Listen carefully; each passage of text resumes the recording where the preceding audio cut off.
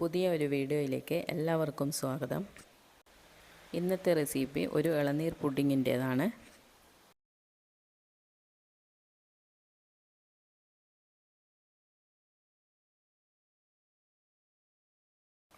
ഇളനീർ പുഡിംഗ് ഉണ്ടാക്കാനായി ആദ്യം തന്നെ 3 ഗ്രാം ചൈന ഗ്രാസ് കുറച്ച് ഇളനീർ വെള്ളം ഒഴിച്ച് കുതിർക്കാനായി വെക്കുക.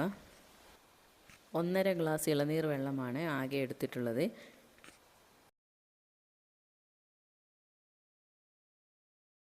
ഇളനീരിൻ്റെ കാമ്പ് ഒരു മിക്സിയുടെ ജാറിലിട്ട് ചെറുതായി ഒന്ന് ചതച്ചെടുക്കുക.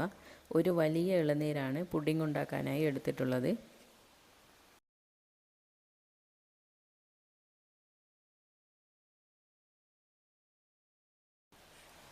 കുതിർത്ത ചൈന ഗ്രാസ് അടുപ്പിൽ വെച്ച് അലിയിച്ച ശേഷം ബാക്കിയുള്ള ഇളനീർ വെള്ളം കൂടി ചേർത്ത് കൊടുക്കണം. ശേഷം 1/4 കപ്പ് പഞ്ചസാരയും ചതച്ചെടുത്ത ഇളനീരിൻ്റെ കാമ്പും 1/2 കപ്പ് തേങ്ങാപ്പാലും ചേർത്ത് ചൂടാക്കുക. തിളക്കുന്നതിന് മുമ്പേ തന്നെ സ്റ്റൗ ഓഫ് ചെയ്യണം.